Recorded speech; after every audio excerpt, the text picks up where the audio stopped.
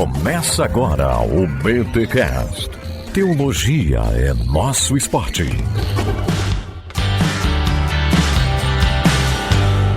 Muito bem. Começa mais um BTcast, de número 489. Eu sou Rodrigo Bibo e uma escola cristã não é uma extensão da escola dominical. Olá, tudo bem? Meu nome é André Lima e educar por princípios é formar cosmovisão cristã.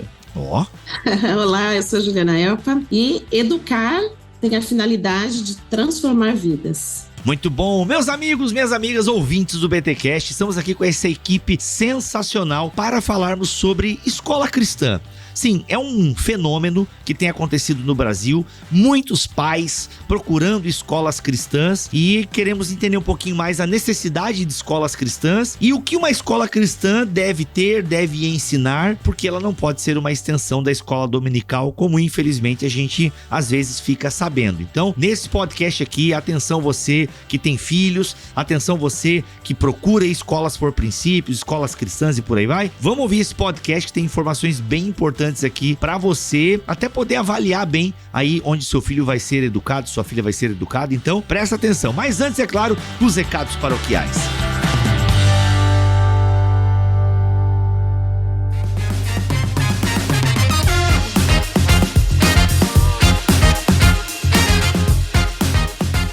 Recados paroquiais dessa semana, eu tô aqui com a Juliana Elpa, ela que é a diretora pedagógica da coleção Alicerces do Ensino. Ju, o que é isso daí, Alicerces do Ensino, que a galera tá sabendo agora, produto novo que tá aí, explica pra nós. Sim, nós estamos em aliança entre duas editoras, Editora Princípios e Editora Cristã Evangélica, lançando a coleção Alicerces do Ensino, que traz o conteúdo acadêmico que todas as escolas precisam, que os nossos filhos precisam aprender, com base numa cosmovisão cristã em todas as áreas do conhecimento. Então, esse é o nosso grande lançamento do momento, a coleção Alicerces de Ensino. Olha aí. E Ju, quando tu fala, pega quais séries aí, qual área, de onde? Ou seja, eu tenho meu filho aqui, a partir de qual série? Vamos usar essa expressão antiga aqui. Sim, nós trabalhamos então com 3 segmentos. A educação infantil, com crianças a partir de 1 ano até 5 anos. Ó. E o nome da coleção ele é muito expressivo, é a coleção Sementes de Amor. Olha aí.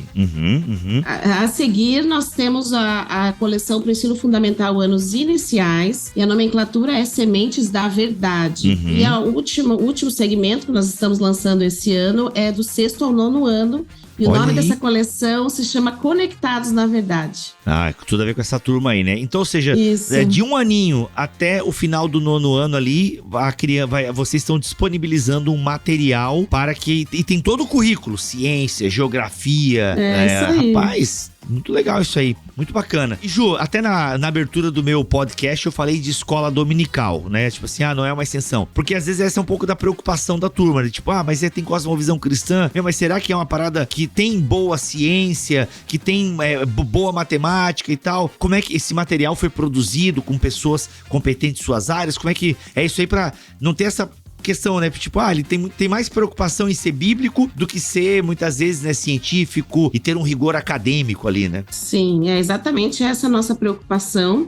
Existe uma legislação no Brasil que precisa ser seguida, né, que ela traz as diretrizes para qualquer coleção, né, para todas as editoras, sejam cristãs ou não cristãs, que se chama Base Nacional Comum Curricular. Então, são os conteúdos acadêmicos previstos hoje na legislação brasileira que as escolas precisam seguir. E, claro, o material da editora também contempla esses conteúdos. Então, a gente trabalha trazendo a cosmovisão cristã para todos os conteúdos e todas as áreas do conhecimento. Então, a gente trabalha o conteúdo que a criança iria aprender em qualquer escola. A diferença, Rodrigo, é que não existe educação neutra. Então, quando eu trabalho um conteúdo acadêmico mesmo, científico, ele também não é neutro. Todo conteúdo tem uma base filosófica. E nessa coleção, desde a criança até o adolescente, eles vão ter a possibilidade de refletir sobre as duas vertentes. Qual a cosmovisão bíblica e qual a cosmovisão científica sobre esse assunto. Legal, interessante. Então esse é o grande diferencial. Muito bom. E quem quiser conhecer esse material, porque às vezes tem pais que trabalham também com homeschooling e tal, né? E às vezes tá atrás de materiais. Então serve também para pais que trabalham aí a educação homeschooling, ou não, só escolas podem adquirir esse material? Não, nós temos inclusive um trabalho específico para atendimento das famílias educadoras que usam as nossas coleções e ele é bem aplicável a esse contexto então de homeschooling e já tem sido usado aqui por muitas famílias em todas essas faixas etárias que nós mencionamos aqui. Que legal. Legal, gente, se você quiser conhecer Alicerces do Ensino, o link tá aqui na descrição deste BTcast em bibotalk.com, tá bom? Vai lá no site, tem tudo, você vai poder ver o material, você vai poder conhecer de perto aí a coleção e entrar em contato, tá bom? Simbora para esse podcast pra gente conversar um pouquinho mais e ampliar essa discussão.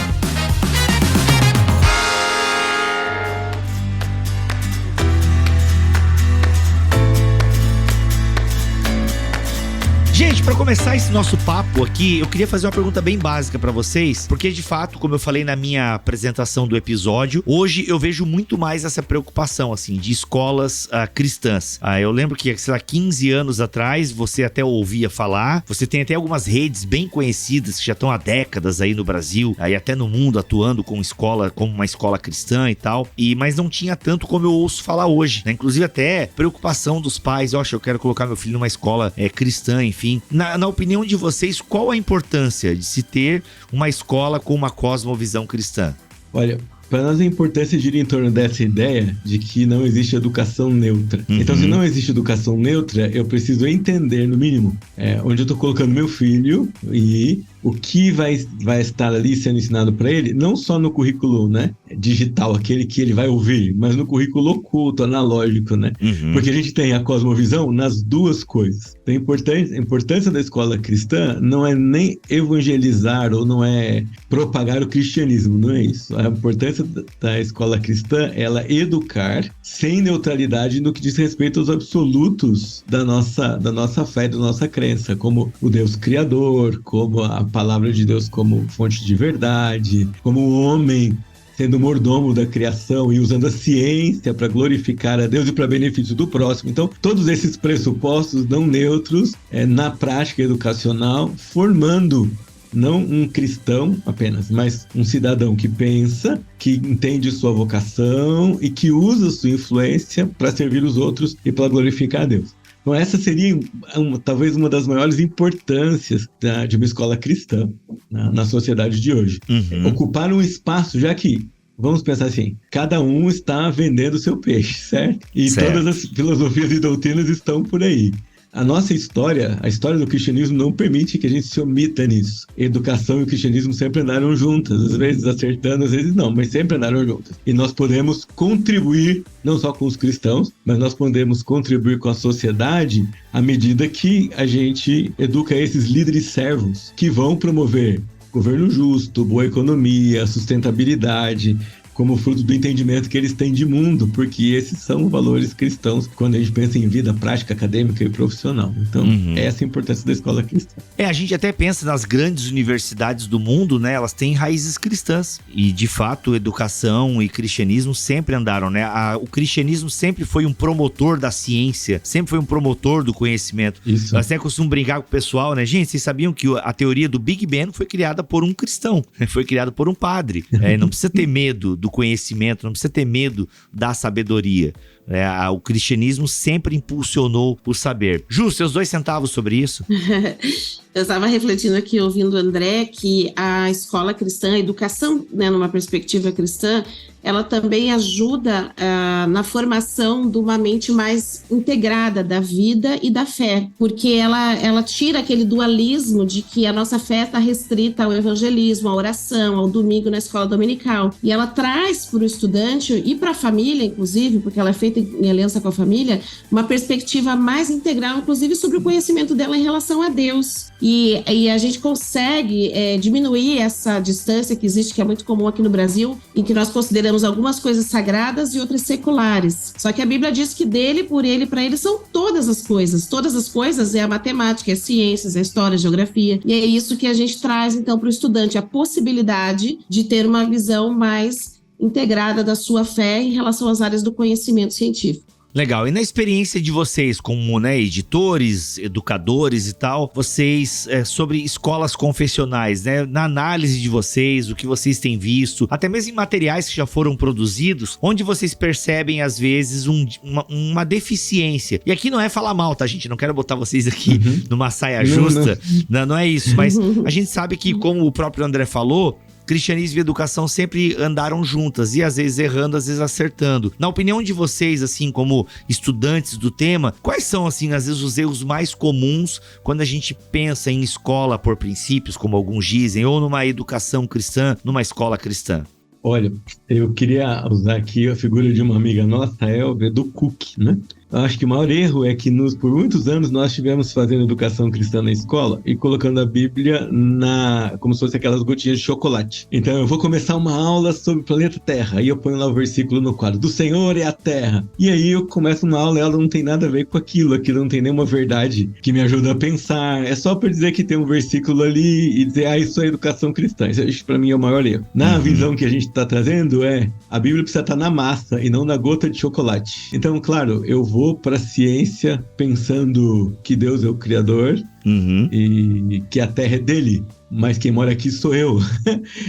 E sendo a terra dele, eu tenho responsabilidades tanto de cuidar bem de onde eu moro, como de usar os recursos para progresso, né? Para vida, para bênção dos outros, para justiça, etc. e tal. Então, um dos erros que eu vejo assim, mais comuns é esse de ficar com a ideia cristã na superfície, né? A outra coisa também que eu vejo é a diferença entre intenção e entre apropriação. O que a gente vê muitas vezes é uma intenção de ser cristão. Eu quero fazer uma coisa, eu quero investir num projeto cristão, eu quero dar minha vida para esse ministério, mas você vai visita a escola e ela não tem nada diferente do que qualquer outra escola. Não tem nenhum diferencial cristão, né?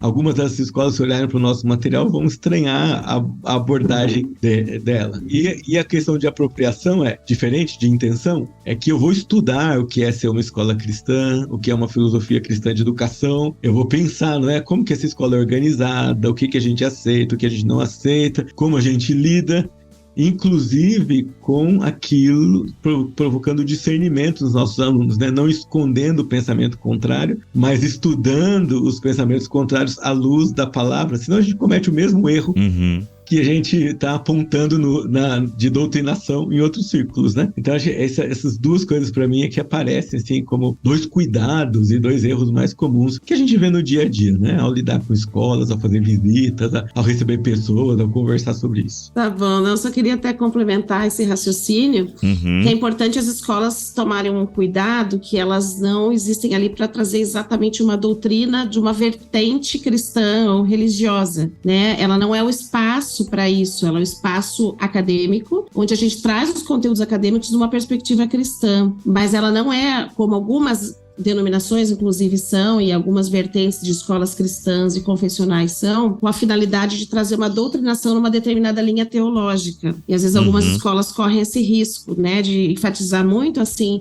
as questões doutrinárias e trabalhar pouco a questão de cosmovisão mesmo, de conhecimento acadêmico numa perspectiva cristã. E aí ela contribui para que aquele dualismo continue acontecendo, na verdade, ao invés de trazer essa visão que até ela tem uma teologia, que é a teologia integracionista, né, que ela mostra essa perspectiva integral da vida e da fé. Eu acho que vamos dar um exemplo, né, pra gente não ficar, assim, solto. Então, na escola cristã, a gente não discute questões soteriológicas do tipo se Deus escolheu ou não, e quando ele escolheu. A gente vai discutir que Deus criou o mundo perfeito, existe o pecado que deturpa o conhecimento, existe a redenção que redime o conhecimento. Pronto. São respostas da cosmovisão, especialmente as áreas que tocam o conhecimento acadêmico, o que explicam, o suportam, né, dão suporte e estrutura para isso. Mas não entrar em detalhes ou discussões exatas sobre isso, muito menos sobre usos e costumes, né, que deve vestir ou que deve comer, e esse tipo de decisão que é muitas vezes da família, dependendo da igreja que ela escolhe frequentar ou da religião que ela tem, né?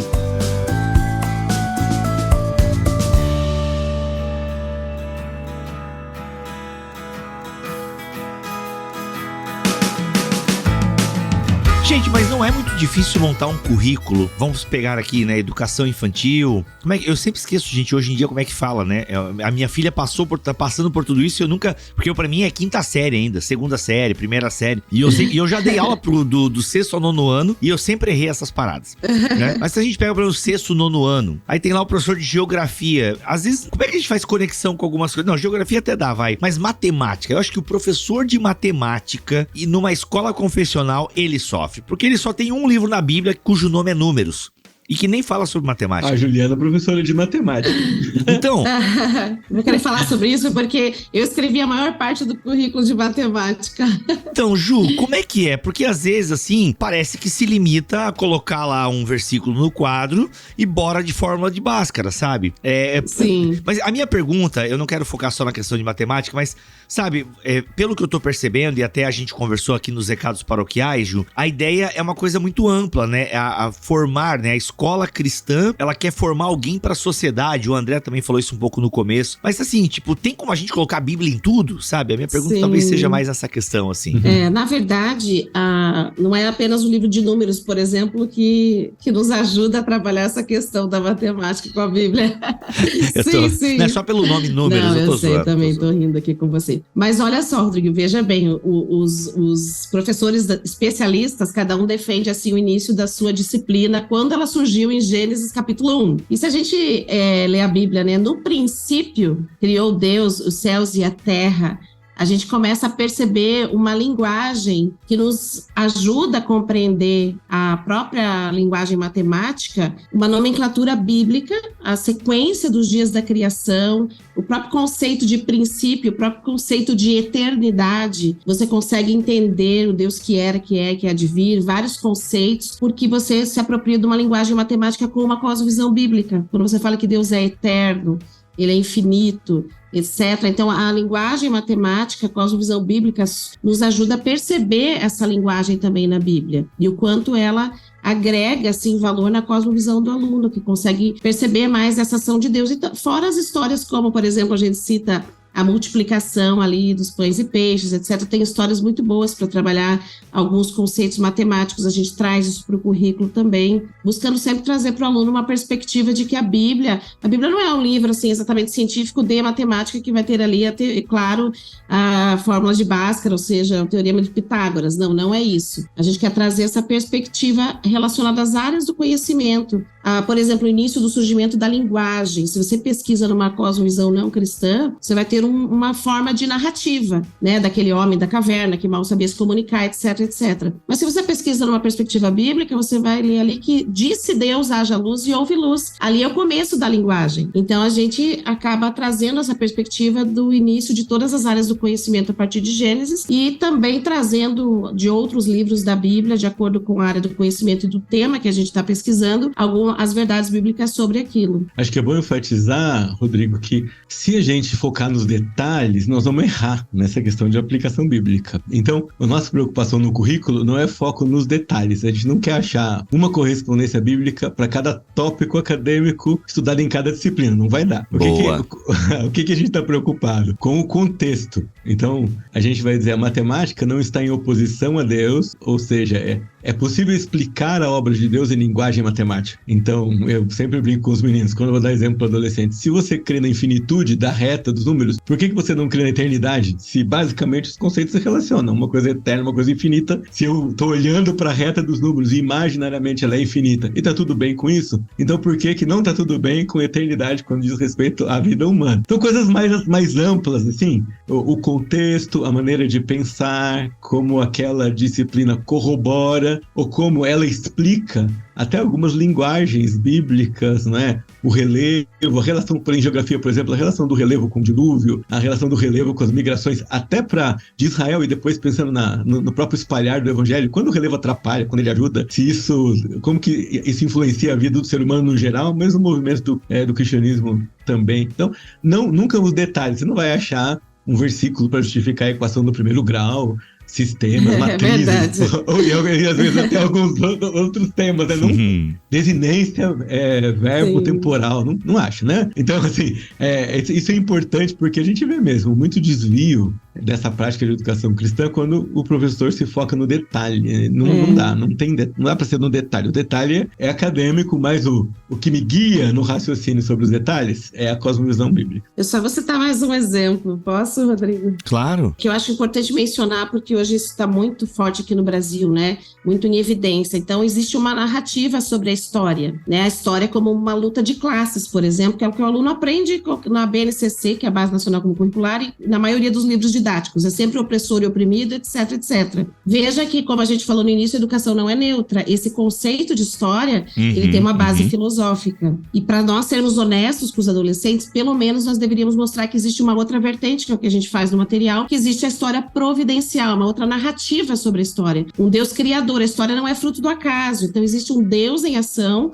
e nós temos a nossa parte nessa história, que é a história dele, numa história que também é linear, ela não é cíclica. Então ela tem começo, meio e fim. A gente já sabe o fim da história, a gente já sabe para onde a gente caminha, para a eternidade. E a gente traz esses conceitos e essa comparação para que o aluno entenda, porque hoje, infelizmente, nossos adolescentes e jovens, né, meus filhos já são jovens, estão na universidade, a gente percebe que eles estão bebendo de uma fonte filosófica em relação à história, por exemplo, sem ter condições, às vezes, de analisar e questionar aquilo e os determinados posicionamentos que estão vindo dentro do currículo hoje, que não é neutro, feminismo. A gente podia citar vários exemplos aqui da cosmovisão extremamente humanista, que já está nas nossas igrejas, nas nossas casas, nas nossas famílias, e a gente não percebe que a gente está bebendo dessa fonte filosófica. Então, para ser honesto, acho que com os alunos, no mínimo, nós deveríamos apresentar as duas vertentes. E aí a escolha deles do que eles vão acreditar. E não só uma narrativa da verdade, como se ela fosse verdade absoluta. Essa história, por exemplo, nesse viés de luta de classes. Então, é só mais um exemplo para essa questão. Mas aí as escolas cristãs não acabam cometendo o mesmo erro, muitas vezes, só apresentando a cosmovisão cristã? Não. Se ela fizer isso, é um erro. O que a gente faz no material? A gente, inclusive, a origem do mundo, vamos colocar a origem, que é outro tema bem interessante que entra em ciências. Nos materiais didáticos que você lê por aí, seculares, digamos, você tem a narrativa da criação como se fosse um mito da narrativa da criação. E a verdade científica do evolucionismo, por exemplo. No material que a gente construiu, a gente não pode apresentar só Gênesis capítulo 1 para o aluno, a gente apresenta todas as linhas do criacionismo, inclusive mitológicas, que são utilizadas em diferentes contextos. Mas e a escolha de qual teoria o aluno vai acreditar é uma escolha dele. Então, realmente, Rodrigo, a gente tem que tomar muito cuidado para não também ficar na mesma tendência, só que no sentido contrário. Exatamente. Inclusive, tem uma ferramenta que a gente usa muito, chama gráfico T, e às vezes a gente fala, o pessoal fala, nossa, mas o que é um gráfico T? É muito simples, é um gráfico em forma de T. Então, e ele tem dois lados. E essa ferramenta é justamente para comparar essas coisas. Então a gente vai dizer qual uma visão cristã de história e uma não cristã. E aí a gente vem origem, desenvolvimento, papel do homem, papel de Deus, resultado, ação.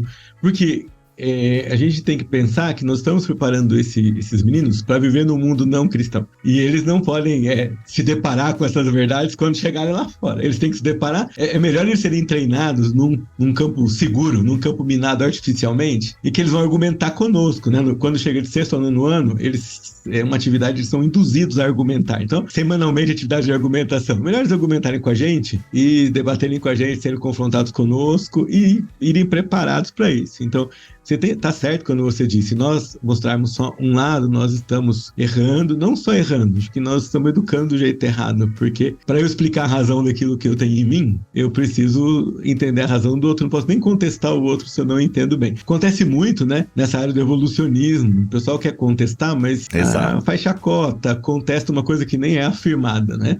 Então, isso a gente não quer fazer no material. Sensacional.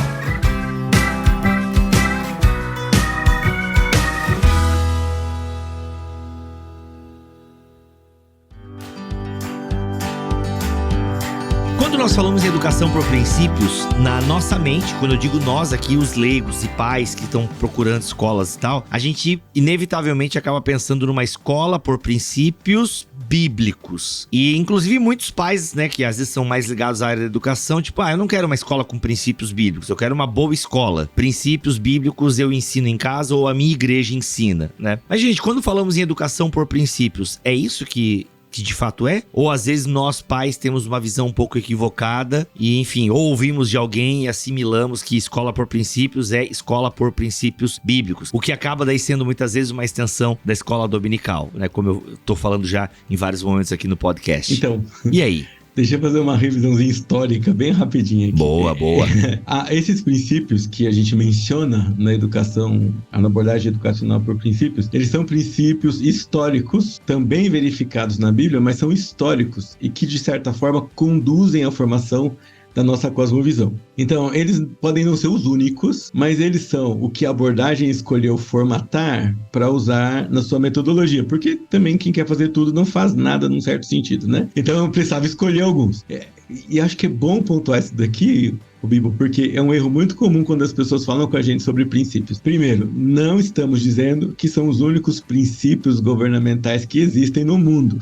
Você pode descobrir outro, você pode ter outra abordagem, você pode configurar outra metodologia, não tem problema nenhum. Na abordagem educacional por princípios, nós reconhecemos 7 princípios de governo. Por que de governo? Porque eles governam ideias, porque a gente segue esses princípios para pensar nesse sentido. Tá? Então, eles formam, por exemplo, questão de origem, questão de uso de poder, questão de diversidade e individualidade, questões de como você se compromete ou não com um grupo para determinados valores. São questões sempre mais amplas no que diz respeito a pensar o mundo e não necessariamente princípios bíblicos. Até seria uma ingenuidade querer quantificar princípios bíblicos, né? E já que eles são tão pessoais na leitura bíblica de cada um. Então, essa abordagem vem dos Estados Unidos porque Verna Hall, que ela trabalhava com documentos americanos, ela começou a ler sobre os primeiros anos da educação americana e ela levantou uma pergunta no seu coração. Se nós tivemos isso na nossa origem, como é que nós viemos parar aqui na situação que nós enfrentamos hoje? Então, ela começou a pesquisar isso. Onde é que a história mudou? O que a gente parou de fazer? E investigando documentos da Constituição americana, né, da Constituição do país, lá atrás, quando nem era país ainda, cartas, decretos, diários, sermões, memoriais de cidades, essas coisas, ela foi identificando princípios usados na educação e que produziam líderes, servidores, atuantes, gente que escrevia, pensava e buscava erudição e não só superficialidade. Ela formatou isso com Rosalie Slater, depois, uns 30 anos mais tarde, numa abordagem que ela chamou de abordagem educacional por princípios, Principal Approach, em inglês. E ela não tinha a intenção de tirar isso dos Estados Unidos. Para elas, isso era ajudar o povo americano a ver o que eles podiam recuperar da sua história e aplicar a educação. Mas um outro pastor que tinha uma escola na igreja dele, Paul Gelli, estava procurando a mesma coisa e achou princípios semelhantes no livro de Gênesis, na Constituição do Mundo, então. E um dia ele foi numa conferência ouvir essas outras senhoras e viu que o que elas tinham identificado na história, ele identificou no livro de Gênesis, então ele pensou, se está aqui em Gênesis não é só para os Estados Unidos, eu posso compartilhar isso para outras nações. Então ele faz uma tese, tem um pouco mais de 1.600 páginas, que vão e façam discípulos de outras nações, e para ele a missão da educação cristã é formar discípulos em todas as nações, em todas as áreas de conhecimento, né? E aí foram surgindo, no decorrer dos anos, vertentes. Aqui no Brasil chegou porque havia uma missionária fazendo estágio nessa escola do Paul Gelli, e havia um casal de pais em São Paulo, a Ana e o Roberto, que procuravam uma escola cristã para os filhos, 30 anos atrás, não encontravam. Então eles começaram uma escola nessa abordagem, tendo conhecido essa abordagem lá, e a Cida Matar trouxe isso para o Colégio Cristão de Belo Horizonte na época, então, tendo feito esse estágio em missões. Então isso mostra assim, a configuração da abordagem nasce num contexto educacional, ela toma contornos missionais, mas nunca perdendo a educação como o lugar onde ela vai acontecer. E só para encerrar esse tópico aqui, pelo menos a minha participação, a gente teve também o AMO, que é Apacenta Minhas Ovelhas, e esse foi um programa criado para crianças em situação de vulnerabilidade. Testado aqui no Brasil, inclusive, mas ganhou contornos internacionais agora. E o que ele tem? História, Bíblia e literatura para crianças em situação de vulnerabilidade. Então, são vários contornos dessa abordagem, né? Que foram tomando e mostram que não é o mesmo trabalho da escola dominical, para repetir o seu moto aqui do nosso podcast. Exato. É interessante também até complementar, já que o André fez esse panorama histórico, né? Esse casal e a missionária Cida Matar, ela já faleceu aí faz 9 anos, eles fundaram uma associação Bibo, existe uma associação chamada AECEP, Associação de Escolas Cristãs de Educação por Princípios, que é a instituição que traz toda a base teórica. No começo da nossa conversa, você perguntou assim, quem são os autores desse estilo de material? Nós precisamos de uma base teórica sólida, né? Nós precisamos de pesquisadores, mestres, doutores e pessoas que tenham um profundo conhecimento na sua área de atuação. Então, a AECEP trouxe toda essa bagagem teórica para o Brasil, tradução de vários livros, produção de vários livros também aqui, já com autores brasileiros. E as editoras, que nós já apresentamos aqui no início da conversa, são parceiras da AECEP nessa expansão desse conhecimento, que, na verdade, é uma educação cristã clássica, né? Então, a gente está voltando, na verdade, um pouquinho na história, resgatando essa educação clássica que formou aí gerações. E, só para terminar essa parte também, do Brasil, a gente está espalhando esse conhecimento, aí já estamos em 11 nações a partir da ação da AECEP, junto com a Atuação Global e em parceria com as editoras. A Atuação Global é uma outra associação que está conosco, espalhando aí esse conhecimento entre crianças em situação de vulnerabilidade social. Então, esse método não ficou só na escola confessional particular, que o pai pode pagar uma mensalidade. Hoje, ele está sendo espalhado aí em diferentes contextos e transformando muitas vidas. Caraca, muito legal. E eu gostei muito dessa história que o André trouxe, no sentido de que, poxa, eu entendi que se tá em Gênesis, né, eu aplico isso pro mundo inteiro. E aí associar isso com o ID, muito bacana. Até porque a educação, né, se a gente estuda um pouquinho de história das missões, muitas igrejas, né, ou muitos países, vilarejos, começaram um processo de evangelismo por meio da educação, né, ensinando realmente o beabá, os princípios ali da própria cultura local e ensinando coisas básicas, e depois o evangelho vai sendo introduzido e tal. Muito legal mesmo. Gente, a escola por princípios... mas peraí, ô André, no off-topic aqui, se você falou, eu acabei não pegando, me desculpa. Mas você falou de princípios e 7 bases aqui no off-topic. Você falou isso na sua resposta? Não, posso falar agora. Eu tô prestando atenção, hein, viu aí, ó. Apesar de ter dormido muito pouco à noite, porque o meu filho tá com uma educação por princípios que quero dormir com os meus pais. Aí, ó. Você aqui no off-topic você comentou 7 princípios de alguma coisa e na sua resposta oficial aqui para o público ela não apareceu. Então, queria que você explicasse esses princípios aí, já que não são os princípios bíblicos, né, em última análise, mas que princípios são esses, então? Então vamos lá, vamos fazer um panorama dos 7 princípios e eu vou tentar rapidinho mostrar como ele se liga com essa história de cosmovisão. Começamos com soberania. Nessa ideia de soberania, nós dizemos, Deus tem todo o poder, por isso ele governa tudo. Isso não cabe a nenhum ser humano, porque além de ter todo o poder, ele tem toda a sabedoria e nós não, então não podemos ter nada tudo, né? O que ele fez? Ele pega um pouco desse poder de governo e ele delega para a humanidade em diversas esferas de soberania. Então esse princípio ensina isso. A quantidade de poder e a limitação dele no exercício que um líder tem com os seus liderados em determinada esfera. Então a gente tem o indivíduo, é a primeira esfera, em tese ele tem poder para se governar. Depois ele forma uma família, na família os pais governam a sua casa. Na igreja tem a liderança, os anciãos, pastores, presbíteros, como você quiser chamar, não é? Na escola, a liderança da escola. E na sociedade civil, o governo civil, que a gente vai defender que tem a principal tarefa de garantir a esfera e o funcionamento das liberdades. Então, isso é soberania. Depois da soberania vem individualidade. Individualidade é que Deus não é misturado com a criação, ele é um indivíduo separado e ele é 100% de tudo que pode existir. Ele cria indivíduos incompletos, diferentes. Não que a criação de Deus seja imperfeita, mas não tem nenhum de nós que concentra tudo que todo mundo precisa. Então, nós somos indivíduos únicos e singulares, mas diferentes uns dos outros e não autossuficientes. Individualidade. Se nós não somos autossuficientes, então nós vamos para o próximo princípio, que é a aliança. Nós precisamos fazer acordos com outras pessoas para fazer coisas em comum. E eu posso fazer acordos temporários ou mais demorados, e esses acordos têm termos, e ninguém entra forçado num acordo. Quando eu entro num acordo, eu penso, esses são os termos, eu concordei com eles, e eu sou parte disso. Então já falei, soberania, individualidade, aliança. Segue com mordomia, é o 4º princípio. E a gente tem uma frase de James Madison que rege nosso pensamento nisso, que é: a consciência é a propriedade mais sagrada do homem. Então, mordomia interior. Primeiro eu cuido daquilo que eu sou, é minha responsabilidade, daquilo que eu penso, de como minha consciência anda em relação a Deus e ao próximo. E depois eu cuido das coisas que eu tenho. Seguindo aqui na mordomia, eu tenho autogoverno, que é minha responsabilidade me governar e não exceder os limites de onde eu posso ir, nem ultrapassar os limites do autogoverno alheio, né? Eu sigo para, depois do autogoverno, caráter. Caráter são marcas, características minhas, especialmente aquelas que me vão fazer andar parecido com Jesus? Quais marcas que por meio de trabalho, isso é importante, caráter produzido por meio de trabalho, seja ele acadêmico ou não, e por meio de pressão, dificuldades, e como eu reajo a essas dificuldades, eu desenvolvo caráter.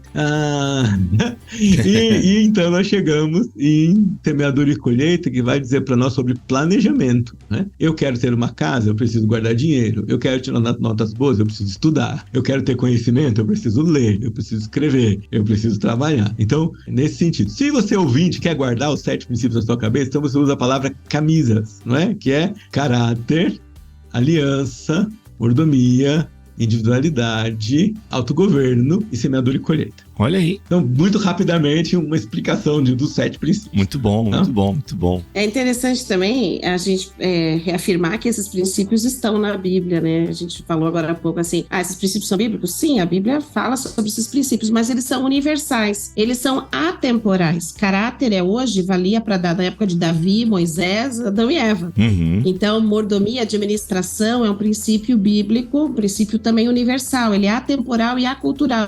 Nós trabalhamos em diferentes contextos culturais, né? Na África, na Ásia, a gente está indo para a Ásia agora em março também, fazendo treinamentos no Paquistão e em outros lugares, e veja que o método, a gente traz esses princípios que são universais. Como eles são contextualizados na cultura, depende ali de cada realidade cultural.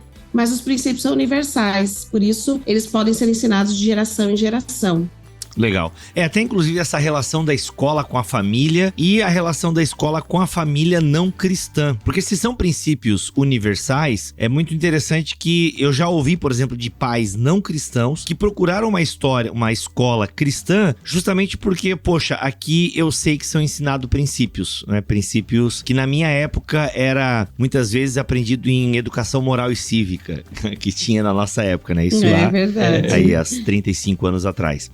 Então, e aí eu já ouvi discursos assim de pais que não frequentam nenhuma igreja, se eu não me engano não eram nem católicos praticantes, eram realmente pessoas agnósticas assim, ou assim religiosos nominais, né? Mas que procuraram uma escola cristã da qual eu já fiz parte, justamente porque percebiam nessa questão do caráter, esse desenvolvimento e tal. E eu acho que é muito bacana quando uma escola cristã, ela entende isso de forma realmente consciente, isso é incorporado, né? É uma escola pedagógica por completo, então todos os funcionários têm essa consciência e tal, de que tudo ensina, tudo comunica, né? E que não basta escrever lá um versículo bíblico no quadro e isso torna agora a minha educação cristã, né? Mas não, realmente é testificar de Cristo em todas as camadas, em todas as funções exercidas ali dentro da escola. Mas essa relação, assim, há um diferencial da escola por princípios no que diz respeito ao trato com a família, essa questão, há uma integração maior? Como é que vocês veem isso?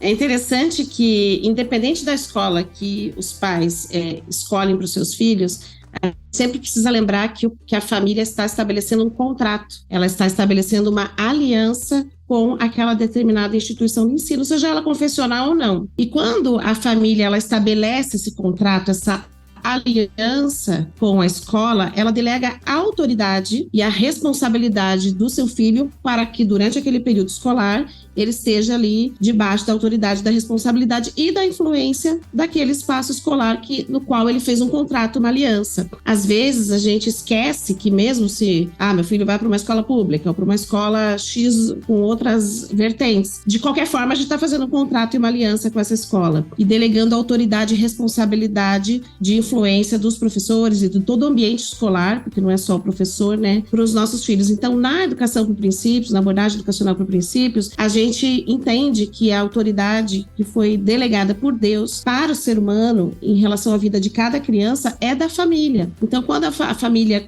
faz a matrícula do seu filho numa escola que usa essa abordagem, ela já recebe a confissão de fé da escola, na parte até documental desse contrato, ela tem ciência de que ela está delegando essa autoridade, essa responsabilidade para a escola. E nós buscamos trabalhar em aliança com a família, então de uma forma integrada com a família. Hoje, infelizmente, as famílias delegam muito, assim, ou para a igreja a responsabilidade de ensino bíblico, para a escola o ensino acadêmico, e nessa abordagem a gente sempre traz a família para dentro da escola, inclusive dentro do currículo. Esse currículo que nós escrevemos da coleção Alicerces de Ensino, da educação infantil ao 9º ano, a gente apresenta para a família, antes dele estudar cada conteúdo, em cada unidade, o que o filho dele vai aprender. Os pais deveriam saber saber o que o filho está aprendendo ali semanalmente. Então, nós construímos, exatamente por causa da aliança com a família que nós temos, nós fizemos um currículo que demonstra para a família exatamente o que o filho dele está aprendendo ali na educação infantil a cada 15 dias, no ensino fundamental, a cada 5 semanas o pai tem esse mini panorama na abertura de uma unidade e nos anos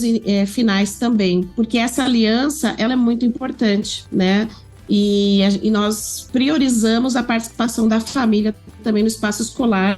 A gente incentiva as escolas a terem conselho de pais, para que os pais tomem decisões em relação à escola. E várias escolas de educação por princípios têm também o conselho de pais. Então, a família tem um papel muito importante, né, na educação da criança. E se for mais integrada com a escola, o ganho é para a própria criança e para o adolescente. Tem duas coisas importantes aí que a gente precisa enfatizar. A primeira é transparência. Então, quando um pai vem numa escola cristã, ela precisa ser totalmente transparente com o pai, dizendo: aqui nós pensamos assim, esse é o nosso currículo. E quando eu falo currículo aqui, não é só a lista de temas acadêmicos ou não estudados, é tudo. Como são estudados, como que cada decisão é tomada, o que orienta a escola. E os pais também precisam ser transparentes. Olha, eu estou trazendo aqui com esse objetivo e etc. Isso é importante. Acho que uma segunda coisa mais provocante, é importante aqui o seguinte: os princípios de governo, ser fundamentados em Gênesis, então, são abençoadores para qualquer um, independente da sua fé. Para eles darem certo, serem verdadeiros, não precisa que alguém acredite que planejamento dá certo, né? Mas se ele aprende e pratica, vai dar certo, porque é uma verdade de Deus revelada na palavra e fora dela. Então,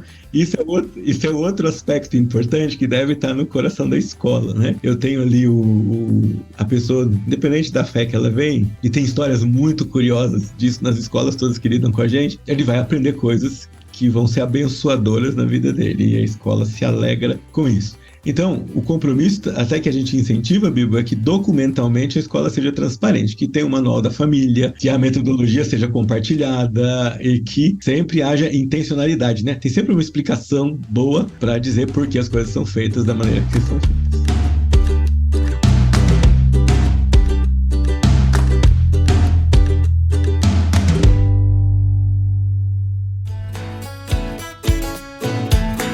E, gente, diante de tudo que nós falamos aqui, nós temos um material, né? Na verdade, não é um material, né? Acho que falar material até resume demais, né? A gente tem o que aqui? O que é o alicerces do ensino? É muito mais que um material. É uma proposta de educação. Enfim, é uma coisa fantástica que vocês estão trazendo aqui agora para nós no Brasil. Então, eu queria entender, né? Ou seja, diante de tudo que nós falamos, dos desafios de ser uma escola cristã, uma escola por princípios, e a gente agora então precisa de materiais que nos ajudem a colocar isso em prática, a sermos uma escola por princípios, mas uma escola que ensina, faz boa educação e tal. E aí nós temos agora aí alicerces do ensino. Por gentileza, pessoal, o que é isso aí? Como é que isso vai nos ajudar a implementar aí uma boa educação cristã? Então, é uma coleção completa, como nós já falamos, da educação infantil até o 9º ano, e ela vem a contribuir muito, Bibo, com as escolas, porque a escola às vezes ela quer ter uma filosofia cristã, ela segue alguns métodos bem interessantes, mas às vezes ela se depara com a falta de um currículo, material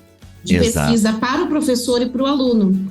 E as nossas coleções, ela tem todos os guias de pesquisa com fundamentos do conhecimento para o professor, mas também para o aluno. E é bem interessante que nessa metodologia a gente usa fichário, Bibo. Olha, como assim?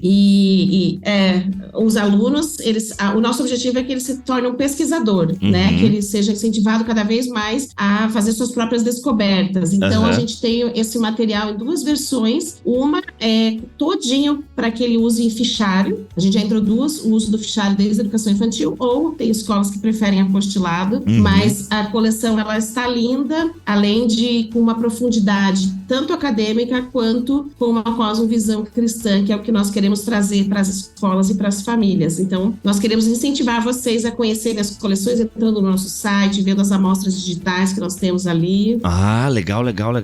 Agora, gente, assim, eu já trabalhei em escola confessional e na época não se tinha tantos materiais, assim. Eu até nem quero citar nomes aqui, mas na época eu só lembrava de uma rede de ensino que tinha material para escola por princípios, assim. Tanto que em outra que eu trabalhei, eles acabavam utilizando eu vou usar aqui a expressão secular, pra galera entender bem o que a gente tá falando. Sim. Mas utilizavam uma material secular, e aí os professores tinham que se virar nos 30 para fazer as devidas adaptações e tal, ou enfim, colocar, né, a cosmovisão cristã no ensino, na educação e tudo mais. Porque na época eu lembro que, assim, a gente tinha uma rede de ensino que fornecia um material aí para séries iniciais, enfim, e do 5º ao 9º ano. Eu não sei se esse mercado mudou, mas pelo que eu lembro, eram pouquíssimas opções. Vamos fazer uma escola por princípios e tal, uma escola cristã. Vamos usar qual material?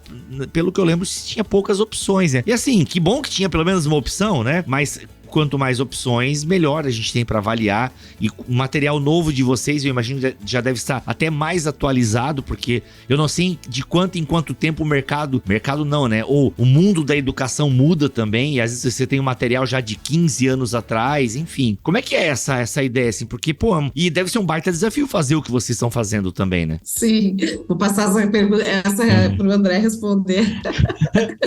Olha, é um desafio enorme. Vou de trás para frente. Material didático é diferente de livro, porque ele exige uma renovação de 2 em 2 anos, de 3 em 3 anos. E o mercado dita isso. Então, não, assim, olha aí, não é material que, no nosso caso, a gente não produz em grande escala, porque também não tem esse número enorme de escolas por aí, né? Cristãs. Elas são poucas. E dado toda essa variação que a gente conversou hoje aqui, torna o número menor um pouco ainda. Então, é um material que precisa ser atualizado. Há várias razões para isso, né? Legislação muda, estatísticas mudam, algumas ilustrações envelhecem muito rápido e tudo isso. O desafio é enorme, não é? Nós estamos falando aqui de edição de cerca de 12 a 14 mil páginas e revisão e diagramação. Meu Deus! E tudo isso é um desafio bem gigante nesse sentido, que envolve muita gente, né? E outra coisa que é peculiar desse tipo de produção, Bibo, é o acompanhamento. Não basta você produzir o material e deixar ele lá. Não é como um livro que você pode comprar e dizer gostei. Ele precisa de uma assessoria, né? Então, por isso a gente não comercializa só material. Hoje você faz um convênio com o Alicerces do Ensino e a nossa equipe vai acompanhar você, né? A gente acompanha você na aplicação desse material. Isso assim, isso é só para a diretora ou os professores têm acesso Não, assim, é para os professores principalmente. Caramba, olha aí, gente. Ó, você que tá pensando em abrir uma escola, ó, tá aí a porta de entrada, hein? Que muitas igrejas, né? Hoje em dia eu vejo um movimento de igrejas abrindo educação infantil e depois a coisa vai crescendo e tal. Então eu vejo um movimento muito forte, sim, de igrejas pensando em educação infantil e tal. Então quer dizer que vocês não fornecem só o material, fornecem também uma assessoria, é isso? Isso, é uma assessoria, sim. Além da formação, né, André? Como assim? Além de formação EAD, né? Além da assessoria que nós temos de quando em quando um horário para você fazer suas perguntas. Então nós temos uma formação presencial no início do ano e uma formação EAD à disposição da escola durante todo o ano, se ela quer incluir o professor nessa ideia de avaliar a própria cosmovisão, entender do que se trata isso, avaliar a própria formação. Então tem um leque junto com a ECEP e tem as nossas próprias formações também. A gente acompanha nesse sentido o professor. E nosso desafio no próximo passo, nos próximos anos, 2024, 2025, é também oferecer isso para a família, né? Então, de repente, o pai fala assim, nossa, eu queria ajudar meu filho a fazer tarefa, mas eu não sei, eu tô perdido, faz tempo que eu estudei, eu nunca fiz isso. Então, nós queremos também ajudar o pai nessa missão aí, com o filho e com... Sensacional, sensacional. Poxa, muito legal. Então quer dizer, gente, que tudo isso que nós falamos aqui, material, né, uma demonstração, enfim, até mesmo a contratação desse serviço, tá lá em alicercesdoensino.com.br. O link está aqui na descrição deste BTcast em bibotalk.com, também no YouTube. E, gente, muito legal mesmo. Tem rede social também? Como é que é? Tem, sempre essa expressão, né? Instagram, @Alicerces do Ensino, Facebook, Alicerces do Ensino, Pinterest, canal no YouTube, sempre essa marca, Alicerces do Ensino. Alicerces do Ensino. Isso. Sensacional, sensacional. Gente, uma palavra final de vocês aí, por gentileza, ladies first.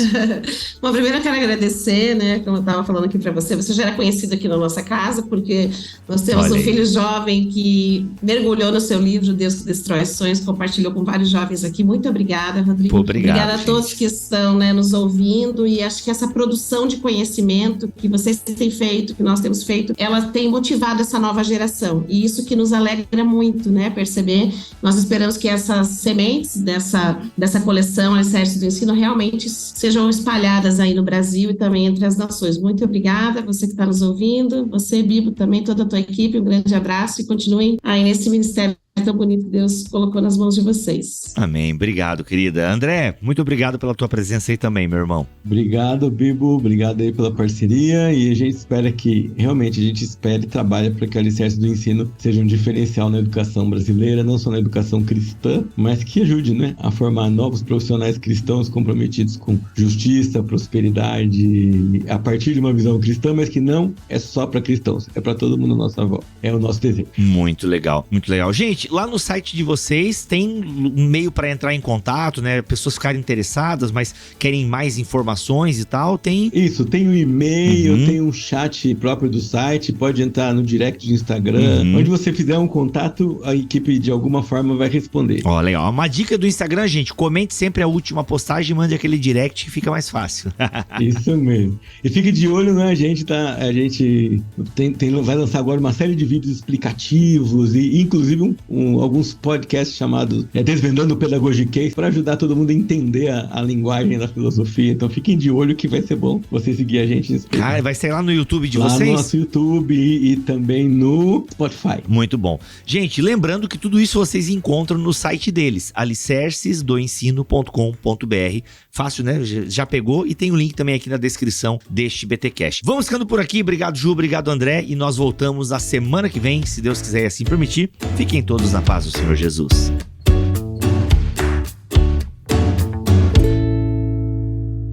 Este podcast foi editado por Tuller Bibotalk Produções.